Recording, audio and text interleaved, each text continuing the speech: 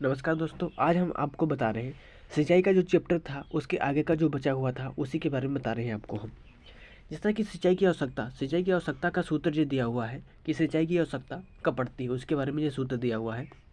इसे आपकी फसल की जितनी भी सिंचाई की हो, पूरा का पूरा फसल जबकि बुआई कर से लेकर कटाई तक जितनी फसल में सिंचाई की जाती है उसका सूत्र जो है उससे निकाल सकते हो आपकी कितनी फसल में सिंचाई की गई है उसके बारे में। ठीक, सिंचाई का सूत्र यह है आई आर बराबर डब्ल्यू आर माइनस पी। तो आई आर होता है सिंचाई की आवश्यकता होती है, डब्ल्यू आर होता है फसल की जलमांग और पी ई होता है मौसम की प्रभावी वर्षा।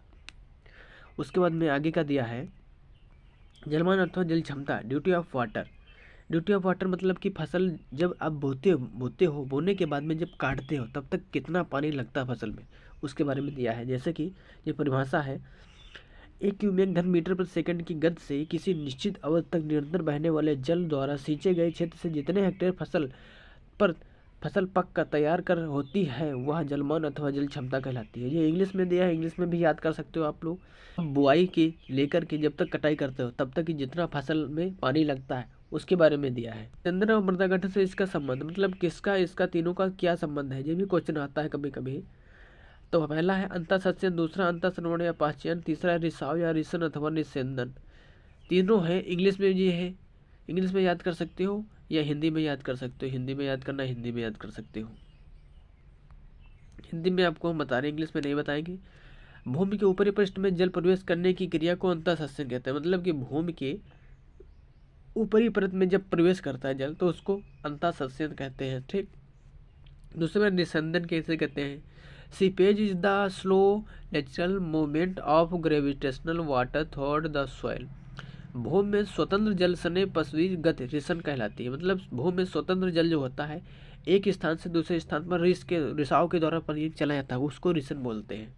अंतःसंचरण में है, संतृप्त दशा में मृदा के एक संतृप्त से होकर पानी का संचयन स्वतंत्र या अंतःसंचरण या पाचन हो जाता है। मतलब इसमें भी वही दिया है, मृतम एक जो है स्थान से दूसरे स्थान अंतःश्रवण के द्वारा, मतलब अंदर अंदर ही पानी रिसाव के द्वारा चला जाता है उसको बोलते हैं अंतःश्रवण। उसके बाद आगे ये दिया है कि कौन सी फसल मतलब कौन सी मिट्टी में कितना रिसाव होता है उसके बारे में दिया है, कौन कौन सी मिट्टी है और कितना अधिक रिसाव होता है किस मिट्टी में। सिल्ट में दिया है जो महीन बालू में, मोटी बालू में, बजरी में, मृतिका में।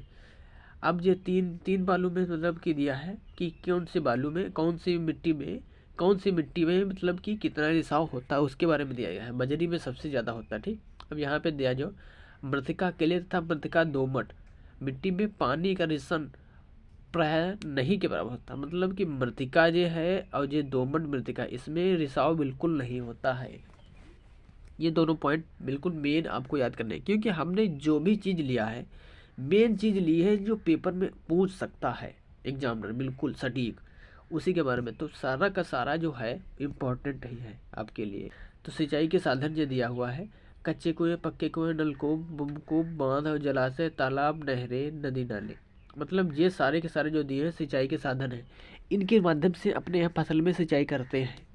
आप लोगों को देख लेना, क्योंकि पता होगा कि कौन कौन से हैं। अब देख लीजिए तो आप लोगों को पता होगा। आपको आप विस्तार से आगे दिखाते हैं क्या है इसमें।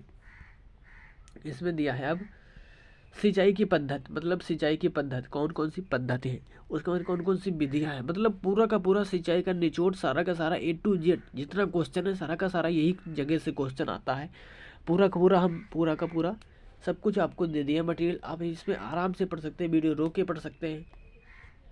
अगर हम वीडियो लंबा बनाएंगे तो आप कहोगे कि वो फालतू में कुछ बताते नहीं है, ऐसे ही बनाते हैं, तो इसलिए आपको हम दे दिए पोर्शन पूरा का पूरा, आपको पढ़ना आराम से पढ़ सकते हो, वीडियो रोक के कोई दिक्कत नहीं है।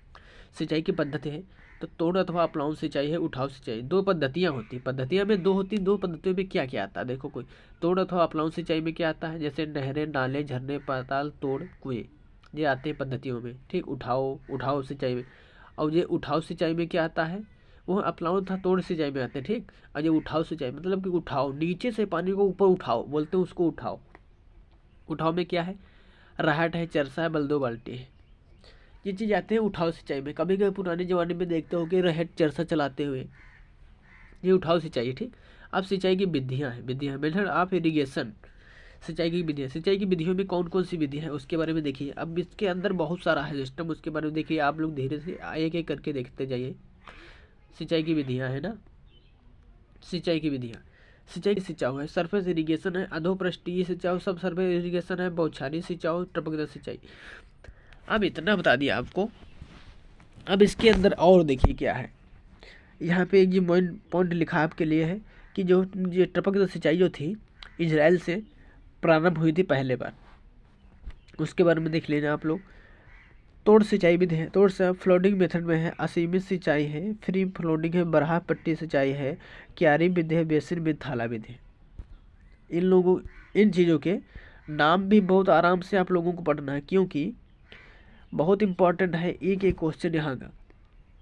जैसे कि तोड़ सिंचाई है, फ्लोडिंग मेथड है, बराह पट्टी है, ये क्यारी विधि है, बेसिन विधि। अब आपसे अगर बेसिन यहाँ पे रखा है या थाला, ठीक, तो थाला कभी कभी पूछे था तो बता दोगे कि वृक्षों में किया जाता है थाला विधि से सिंचाई।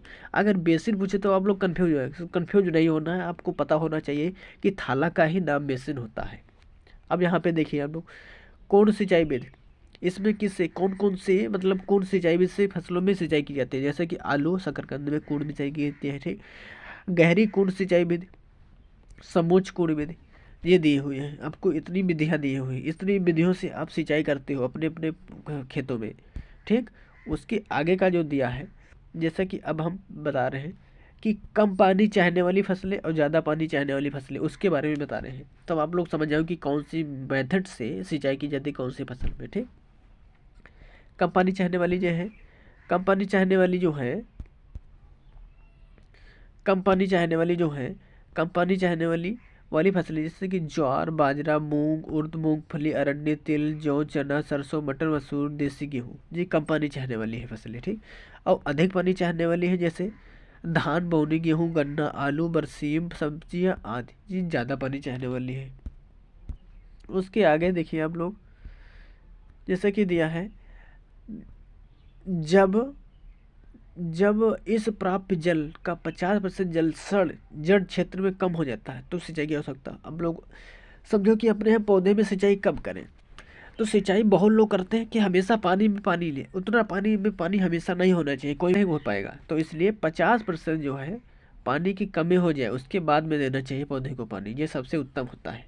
सिंचाई के जल की मीट्रिक पद्धति, इसमें दिया है लीटर, यह 1000 घन सेंटीमीटर के बराबर होता है, और घन मीटर होता है आयतन, L × V × H के बराबर होता है, आयतन के बराबर, ठीक। 1 हेक्टेयर सेंटीमीटर 1 लाख लीटर होता है, 1 घन मीटर बराबर 1000 लीटर, 100 घन मीटर बराबर 1 लाख लीटर, और 90 अंश V रोज का जो सूत्र होता है, इससे पानी वाले जो सूत्र है, ये मतलब पानी का जो चैप्टर में जो न्यूमेरिकल आते हैं उसके लिए जो अपनाया जाता है वी नोज वाला होता है सूत्र।